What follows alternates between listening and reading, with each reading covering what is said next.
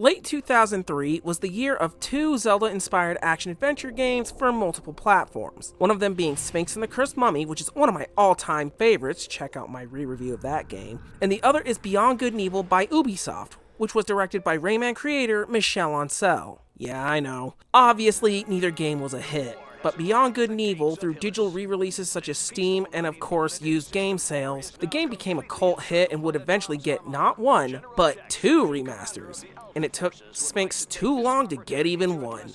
In any case, after all these years, how does Ubisoft's dystopian sci-fi adventure fare? Let's find out.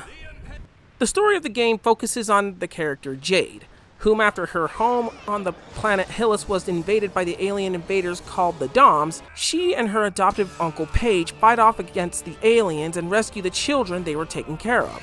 Arriving late was the government forces, the Alpha Section, whom Pey'J does not trust. After taking care of some matters at home, Jade and Pey'J set off on an adventure and are recruited by the rebel syndicate, the Iris Network, where Jade picks up a job as a photojournalist to highlight the wrongdoings of not only the Doms, but the Alpha Sections as well, exposing it all to the citizens of Hylis, all the while rescuing the Iris agent named Pey'J, who fights alongside Jade as well. The story is definitely one of the strongest points in this game. Yeah, it's still basically a story of rebellion versus tyranny, which is a story we all need right now, but it's still told in a way that keeps you interested, even when the game could drag on, so it doesn't overstay its welcome. On to the gameplay, and as said at the start, Beyond Good and Evil is an action-adventure game in vein of The Legend of Zelda, in where Jade must explore her home world of Hylis. Besides moving on foot, more on that later, she'll traverse the seas on her uncle's hovercraft, like how Link sailed the seas in Wind Waker on the King of Red Lions. But unlike that one, since the craft is high-tech, you don't have to worry about manipulating the wind's direction. In addition, Jade's hovercraft is also upgradable by the end of the game. It can be tricked out to fly and get to at least one place and into space by the end of the game. It is also pretty easy to control, at least with a controller like on the console versions. In my case, the Xbox Series X backwards compatibility with the 360 game and the PlayStation 2 version, which is especially useful for the racing minigames to partake in.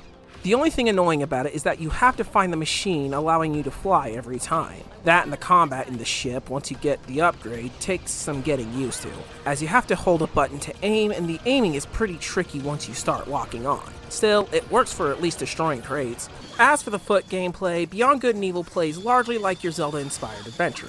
Post-Ocarina of Time, pre-Breath of the Wild, with the primary setting being Hylis City. Except there are a couple things that make it stand out from Zelda. One is that Jade's basic combat is a little more focused on some martial arts than basic swordplay, even though bosses are largely still the Zelda format of opening the weak spot and hitting them there. Second is that Jade has AI-controlled partners, one being her Uncle Pey'J and her fellow Iris Network resistance agent Pey'J. Each have their differing abilities, like Pey'J using his jump boots and slamming the ground with his weight, making enemies and objects bounce, in addition to using his pliers to open fencing. Third, despite some Zelda games having stealth segments, Beyond Good and Evil puts a little more focus on it, in that Jade has the ability to crouch and hide behind cover, avoiding beams of sight, at times avoiding a frickin' gun turret if you're caught, but get lucky enough, you'll be able to unleash two well-placed kicks to armored Alpha Section fascists, blowing them up. Though above all, the primary goal is to not only follow your objectives for Iris, which involve taking pictures and exposing Alpha Sections and Dom's crimes, it is to also collect as many pearls as you can sneak in every Alpha Section installation, explore the occasional cave, etc. And you'll need these to beat the game by using this secondary currency in the black market for your hovercraft.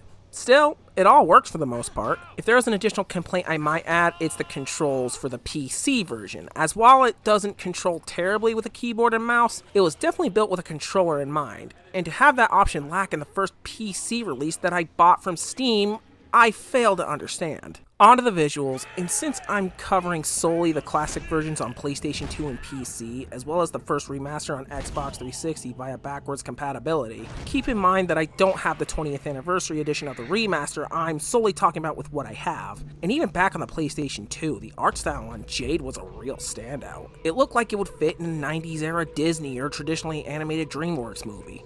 While the environments have shown their age a bit, at least it looks more like a cleaned up version in the first HD release. However, I must comment that I remember the PlayStation 2 version had some really unstable frame rate at times.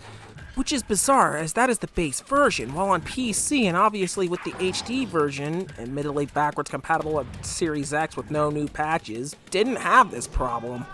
To end, given my habits, we of course talk about the soundtrack. A rather obscure voice cast this go around, or at least one I hadn't heard of prior to this game, but the game has some really solid voice acting, especially with the Jade by the late Jodie Forrest. Overall, Beyond Good and Evil is still a great thematically poignant game worth playing today. Unfortunately, Ubisoft had done a few takedowns of the PC and 360 versions I featured, so without sailing the 7 seas, your only choice is either the 20th Anniversary Edition, that, or digging out an old Gen 6 console.